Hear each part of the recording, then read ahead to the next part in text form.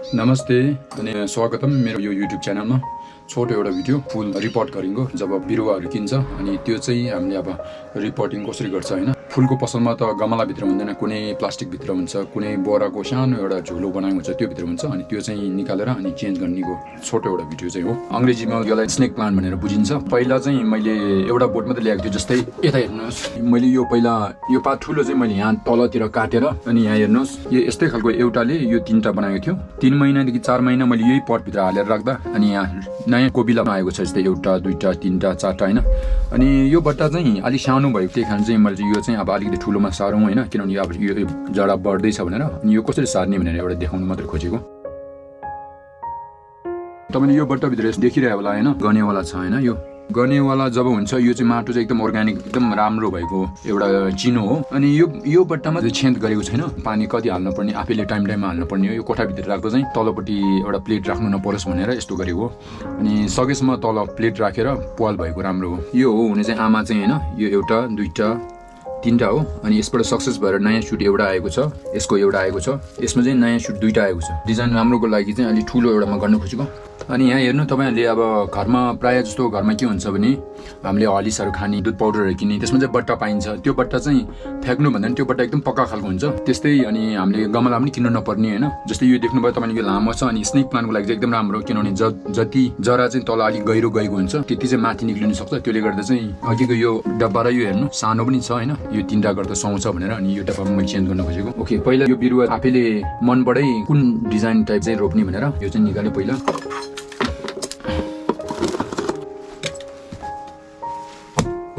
knows है यस्तो गरेर बनाउन खोजेको यसमा धेरै एकैतालमा हुने गरेन अनि त्यो हिसाबले आफैले अनि डिजाइन कस्तो गर्ने हैन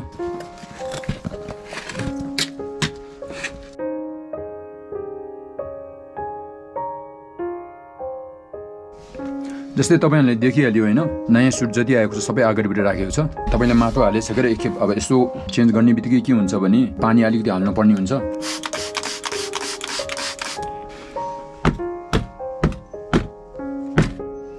अनि अहिले चाहिँ अब कम्प्लिट भएको यति नै हो हैन अनि यो अलिकति पुस्ने अनि आफ्नो कोठाभित्र राख्ने अनि बेला बेलामा चाहिँ पानी हेर्दै गर्ने योलाई चाहिँ अब उज्यालो भयो भने राम्रो उज्यालो नभए पनि एउटा कुनामा राखिदियो भने यति फरक पर्दैन अनि बेला बेलामा पानी अलि हेर्नुपर्ने हो अनि त्यस्तै मैले यो जस्तै गरेको जस्तै सबैले मैले अहिले नै गरेको यहाँ हेर्नु जस्तै यो भयो यो पनि त्यस्तै हो यो चाहिँ मोन्स्टेरा भन्छ मोन्स्टेरा भन्ने बित्तिकै कसरी बुझिन्छ भने जस्तै यसमा देख्नु भयो हैन यो पात मोन्स्टेरा भन्छ यसलाई चाहिँ कसरी हुन्छ भने हामी मोन्स्टेरामा पातमा के फरक हुन्छ भने प्रायमा पालै पाल भएको हुन्छ जस्तै पाल अर्को पात जस्तो यो जस्तो हुँदैन गोल्डो हैन सिधै हुँदैन यसमा फाटेको नभए पाल भएको यस्तो हुन्छ अनि यो चाहिँ के हो भने यो भर्खर नयाँ आएको हो कोपिला हो यो जब आमा हुन्छ त्यो समय चाहिँ यस्तै टाइपको हुन्छ तर यो भन्दा अलि राम्रो खालको हुन्छ यो चाहिँ थरा अलि अर्कै हो जात चाहिँ एउटै हो हैन दुईटालाई मोन्स्टेरा भनिन्छ यो दुईटा भइहाल्यो यो मोन्स्टेरा हैन यो भयो यो चाहिँ पाम भनिन्छ हैन यो पनि इन्डोर प्लान्ट हो सबै हैन अनि यो हेर्नु यो चाहिँ आफ्नो कोठा ठुलो छ हैन अनि त्यस्तो ठाउँमा चाहिँ यो चाहिँ एकदम राम्रो सुहाउँछ अनि यो पनि खासै दुःख गर्नु पर्दैन यो हैन इन्डोर प्लान्ट नै हो यो पनि इन्डोर प्लान्ट नै हो यो हैन यो पनि एकदम राम्रो छ हैन यो हेर्नु तपाईले यो देख्नुहुनेछ हैन यो चाहिँ मनी प्लान्ट हो भनौँ न 1-2 वर्षमा माथि झन्डै 10-12 फिट चाहिँ माथि नै आउने हो यो लखरा भएर आउने हो यो चाहिँ सानो पाम हो भर्खर ल्याएको हैन यिनीहरु चाहिँ मरेन्टा हो प्रेयर प्लान्ट पनि भनिन्छ मरेन्टा भनिन्छ हैन हेर्नु है अनि यसको चाहिँ राम्रो एउटा के छ भने तलपट्टि चाहिँ सबै पिङ्क कलरको हुन्छ हेर्नु यिनीहरु चाहिँ सर्कुलिन हो यिनीहरु चाहिँ यो भयो यो चाहिँ बच्चा भयो हैन यो चाहिँ माउ भन्छ अनि जब यो अलि ठुलो हुन्छ अनि यसकोबाट सानो एउटा निकाल्यो अनि त्यो अर्को एउटा पटमा गरिदियो भने मजाले आउने हो यिनीहरु चाहिँ डगिना भन्छ गमला नयाँमा सारेको कारणले गर्दा यिनीहरु सबै अलिकति माटो लागिरहेको छ हैन यो मेरो घरभित्रै राख्ने बिरुवाहरू हो